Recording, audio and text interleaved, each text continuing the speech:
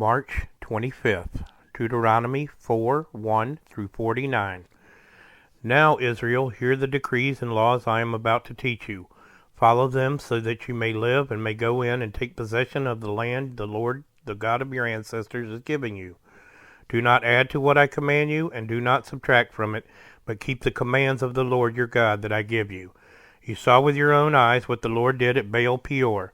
The Lord your God destroyed from among you every one who followed the Baal of Peor. But all of you who held fast to the Lord your God are still alive today. See, I have taught you decrees and laws as the Lord my God commanded me, so that you may follow them in the land you are entering to take possession of it. Observe them carefully, for this will show your wisdom and understanding to the nations, who will hear about all these decrees and say, "Surely this great nation is a wise and understanding people." What other nation is so great as to have their gods near them the way the Lord our God is near us whenever we pray to him? And what other nation is so great as to have such righteous decrees and laws as this body of laws I am setting before you today? Only be careful and watch yourselves closely so that you do not forget the things your eyes have seen, or let them fade from your hearts as long as you live. Teach them to your children and to their children after them. Remember the day you stood before the Lord your God at Horeb, when he said to me, "Assemble the people before me to hear my words, so that they may learn to revere me as long as they live in the land, and may teach them to their children." You came near and stood at the foot of the mountain while it blazed with fire to the very heavens, with black clouds and deep darkness. Then the Lord spoke to you out of the fire. You heard the sound of the words, but saw no form. There was only a voice. He declared to you his covenant, the 10 Commandments, which he commanded you to follow, and then wrote them on 2 stone tablets. And the Lord directed me at that time to teach you the decrees and laws you are to follow in the land that you are crossing the Jordan to possess. You saw no form of any kind the day the Lord spoke to you at Horeb out of the fire. Therefore watch yourselves very carefully, so that you do not become corrupt, and make for yourselves an idol, an image of any shape, whether formed like a man or a woman, or like any animal on the earth, or any bird that flies in the air, or like any creature that moves along the ground, or any fish in the waters below. And when you look up to the sky and see the sun, the moon, and the stars, all the heavenly array, do not be enticed into bowing down to them and worshiping things the Lord your God has apportioned to all the nations under heaven. But as for you, the Lord took you and brought you out of the iron-smelting furnace out of Egypt to be the people of his inheritance as you are now. The Lord was angry with me because of you, and he solemnly swore that I would not cross the Jordan and enter the land the Lord your God is giving you as an inheritance. I will die in this land. I will not cross the Jordan, but you are about to cross over and take possession of that good land. Be careful not to forget the covenant of the Lord your God that he made with you. Do not make for yourselves an idol in the form of anything the Lord your God has forbidden. For the Lord your God is a consuming fire, a jealous God. After you have had children and grandchildren and have lived in the land a long time, if you then become corrupt and make any kind of idol, doing evil in the eyes of the Lord your God and arousing his anger, I call the heavens and the earth as witnesses against you this day, that you will quickly perish from the land that you are crossing the Jordan to possess. You will not live there long, but will certainly be destroyed. The Lord will scatter you among the peoples, and only a few of you will survive among the nations to which the Lord will drive you. There you will worship man-made gods of wood and stone, which cannot see or hear or eat or smell. But if from there you seek the Lord your God, you will find him if you seek him with all your heart and with all your soul. When you are in distress and all these things have happened to you, then in later days you will return to the Lord your God and obey him. For the Lord your God is a merciful God. He will not abandon or destroy you, or forget the covenant with your ancestors which he confirmed to them by oath. Ask now about the former days long before your time, from the day God created human beings on the earth. Ask from one end of the heavens to the other, has anything so great as this ever happened, or has anything like it ever been heard of? Has any other people heard the voice of God speaking out of fire as you have and lived?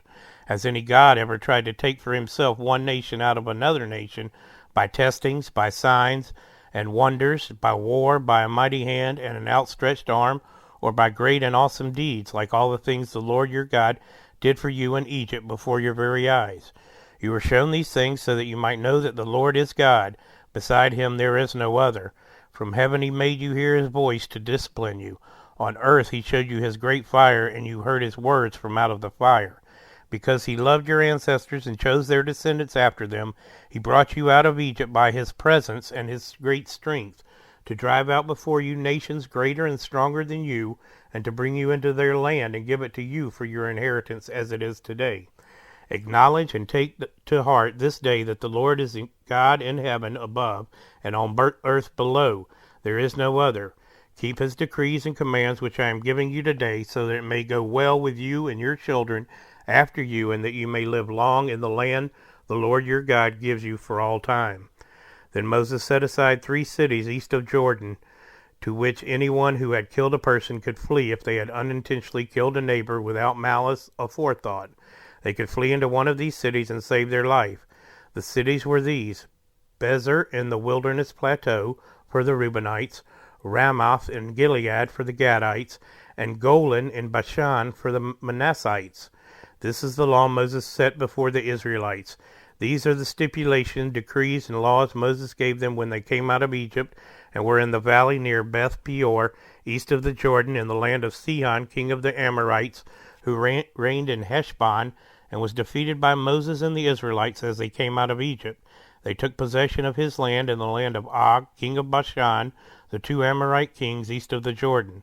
This land extended from Aurora on the rim of the Arnon Gorge to the Mount Sirion, that is Hermon, and included all the Arabah east of the Jordan as far as the Dead Sea below the slopes of Pisgah. Luke 6:39 through 7:10. He, Jesus, also told them in this parable, Can the blind lead the blind? Will they not both fall into a pit? The student is not above the teacher, but everyone is fully trained will be like their teacher. Why do you look at the speck of sawdust in your brother's eye and pay no attention to the plank in your own eye? How can you say to your brother, Brother, let me take the speck out of your eye, when you yourself fail to see the plank in your own eye? You hypocrite! First take the plank out of your eye, and then you will see clearly to remove the speck from your brother's eye. No good tree bears bad fruit, nor does a bad tree bear good fruit. Each tree is recognized by its own fruit. People do not pick figs from thorn bushes or grapes from briars. A good man brings good things out of the good stored up in his heart, and an evil man brings evil things out of the evil stored up in his heart. For the mouth speaks what the heart is full of. Why do you call me Lord, Lord, and do not do what I say? As for everyone who comes to me and hears my words and puts them into practice, I will show you what they are like. They are like a man building a house, who dug down deep and laid the foundation on rock. When a flood came, the torrent struck the house, but could not shake it, because it was well built. But the one who hears my words and does not put them into practice is like a man who built a house on the ground without a foundation. The moment the torrent struck that house, it collapsed, and its destruction was complete. When Jesus had finished saying all this to the people who were listening, he entered Capernaum. There a centurion's servant, whom his master valued highly, was sick and about to die. The centurion heard of Jesus and sent some elders of the Jews to him, asking him to come and heal his servant. When they came to Jesus, they pleaded earnestly with him, This man deserves to have you do this, because he loves our nation and has built our synagogue. So Jesus went with them. He was not far from the house when the centurion sent friends to say to him, Lord, do not trouble yourself, for I do not deserve to have you come under my roof. That is why I did not even consider myself worthy to come to you. But say the word, and my servant will be healed. For I myself am a man under authority, with soldiers under me. I tell this one, Go, and he goes, and that one, Come, and he comes. I say to my servant, Do this, and he does it.